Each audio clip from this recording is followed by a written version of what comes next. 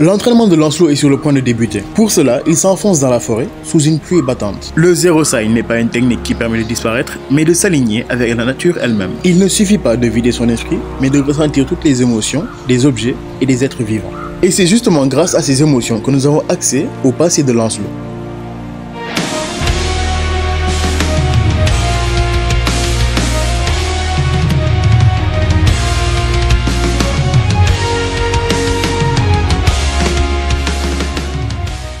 Huit ans plus tôt, juste après le 10e anniversaire du prince de Lyonesse, Lancelot a eu une altercation chez lui, dans la forêt de Benwick, avec un soi-disant marchand qui arnaquait les fées et tenta de le kidnapper.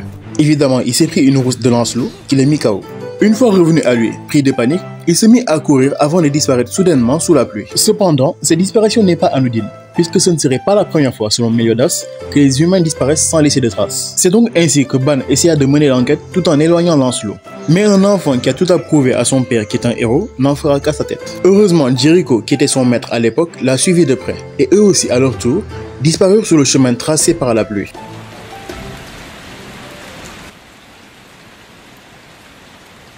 Soudain, elle s'arrête net, et ainsi maître et élève se trouvent dans un lieu qui leur est totalement inconnu.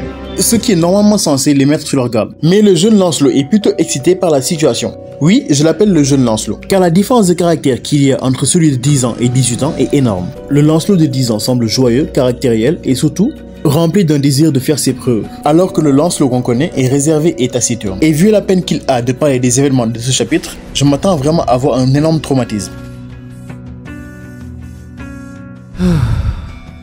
Évidemment, au bout de 3 jours, Lancelot en a marre. Demande à un enfant d'être patient, c'est la tienne qui sera mise à rude épreuve. Yeah. Mais Jericho soulève 2 points intéressants. La première est que le chemin de terre et le lac semblent infinis. Sphère de l'espace infini. Et la deuxième est que boire l'eau du lac ne semble pas déranger. Ce n'est pas néfaste pour la santé, mais au contraire, elle semble même les revigorer et combler leur faim. Et je rajouterai même un 3e point. Quelque chose dans ce lieu leur est hostile. Quelque chose qui est assez rapide pour éviter un coup de Jericho, qui, rappelons-le quand même, est chevalier sacré. Et ce n'est pas rien. Et assez résistante pour repousser une attaque de Lancelot. Bon, après on peut dire qu'il est encore jeune, il apprend encore à manier sa magie. Au 10e jour, Lancelot toujours au bord de la crise, il trouve le cadavre du soi-disant marchand qui avait disparu quelques jours avant. Et pas que le sien, ce qui n'est pas très rassurant. Dans ce genre de cas, on se pose 2 questions. Déjà, pourquoi y a-t-il autant d'êtres humains? Et surtout, comment sont-ils morts? Et pour cette question, justement, il y a 2 possibilités encore. Soit les tentacules de tout à l'heure les ont noyés, soit c'est un effet secondaire de l'eau du lac. Dans tous les cas, Lancelot et Jericho le sauront très vite. Et très vite, ça veut dire 10 jours après cette découverte. Alors que Lancelot pense que c'est foutu, qu'il ne deviendra jamais un héros comme son père, qu'il disparaîtra ici en faisant de la peine à sa pauvre mère, avec Jericho derrière qui lui promet de ne pas le laisser mourir ici, soudain, apparaît comme un Pokémon Shiny, ce qui pourrait s'apparenter à la Dame du Lac dans les légendes arthuriennes. Mais déjà, que disent-elles? Dans la plupart des versions, la Dame du Lac ou la fille Viviane est celle qui donne l'épée Excalibur au roi Arthur. Dans la version de Nakaba, elle a été donnée à un autre roi, qui l'a ensuite léguée de génération en génération. De plus, elle a également été la mère adoptive, entre guillemets, de Lancelot. Elle porte également, selon les versions, différents noms, tels que Viviane, Niniane, Ninève ou encore Nimue. Et étant donné que Viviane est déjà utilisée dans l'œuvre de Nakaba, il y a donc de grandes chances que ce dernier se tourne vers les autres nominatifs. Ce que nous savons d'elle aujourd'hui, c'est qu'elle est apparue, un bien grand mot, dans les derniers événements de l'œuvre Seven Deadly Sins de base. Elle a contribué à la résurrection de Arthur et du chaos, et elle se présente comme un enfant de ces derniers, au même titre que le roi démon, la déité suprême et l'arbre sacré. On sait également une chose, lorsque Méliodas lui a demandé de venir se présenter, elle disait qu'elle ne pouvait pas quitter le lieu où elle se trouvait. Ce qui me laisse penser en tout cas qu'elle attend quelque chose ou quelqu'un pour la faire sortir de ce milieu. Le chapitre 210 répond à une bonne partie des questions qu'on se pose. La Dame du Lac se présente, mais cette fois en face à face. Elle montre son intérêt pour le jeune Lancelot. Excusez-moi de casser l'ambiance, mesdames, mais il a à peine 10 ans. Ses raisons sont tout autres, mais on verra ça après. Car leur conversation est interrompue par un des chevaliers qui devait enquêter sur l'affaire.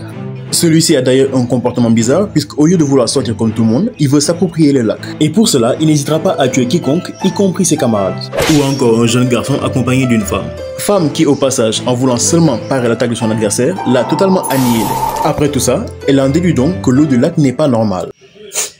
Ça fait 20 jours que tu es dans ces lieux, sans rien manger ni boire à part l'eau du lac, qui comble ta faim et te redonne de l'énergie, c'est toi qui l'as dit. Mais là, tu as beau avoir de très bons arguments, il serait peut-être temps de te réveiller. Littéralement parce qu'au 116e jour, elle a pété les plombs. Elle est devenue accro et violente, et surtout, ce n'est plus elle qui veille sur Lancelot, mais le contraire. On l'a perdu de vue 2 secondes, elle a plongé dans le lac. Cependant, la dame du lac qui a toujours gardé un œil sur Lancelot l'en a sorti. Étant enfin seule avec lui, elle en profite pour étaler ses objectifs, qui me donne en partie raison sur sa volonté de vouloir sortir de cet endroit. Et on apprend également, ce qui était assez évident de base, que boire l'eau de ce lac te rendait plus puissant, donnant ainsi un véritable sens au mot « le pouvoir rend fou ». Cependant, il y a un point sur lequel on a tous fait erreur. Il ne s'agit pas d'eau, mais de force magique accumulée depuis la nuit des temps. À force d'être accumulée, ça a fini par devenir visible aux yeux de tout le monde. Et ce serait lié à ce que la dame du lac recherche. Quelqu'un qui serait capable de consommer cette eau sans trop en être affecté, comme Jericho le soldat. Même si elle les enlève, pour elle, elle n'est pas à plaindre, étant donné que c'est eux qui décident de boire cette eau. Et qu'elle, en contrepartie, elle cherche un réceptacle pour la faire quitter cet endroit. Lancelot l'écoute, mais tout cela, il n'en a que. Son Shining Role au début s'était fait repousser, maintenant il transperce des êtres légendaires. C'est donc sur cette belle image que finit le chapitre 210. Quant à la question du fait de pourquoi Lancelot peut consommer cette eau sans avoir les contreparties qui suivent, eh bien on avait déjà eu un petit aperçu dans son one-shot avant le manga où il avait consommé une bière entière sans en être affecté. C'était un léger indice, mais je me demande s'il n'a pas une magie qui fait qu'il est insensible aux effets secondaires de ce genre de truc. Bon, encore une fois, j'ai abusé de votre temps. C'était un chapitre très intéressant, ma foi. Surtout quand on voit l'évolution de Lancelot, passant d'un chien pas possible à ce qu'il est aujourd'hui. Aurait-il passé un pacte avec la Dame du Lac? Ou c'est l'effet d'avoir bu cette eau qui accumule toute forme de force magique, faisant de lui un être aussi fort que les Seven Deadly Sins? Alors dites-moi ça en commentaire. Sur ce, je vous dis à la semaine prochaine. Ciao!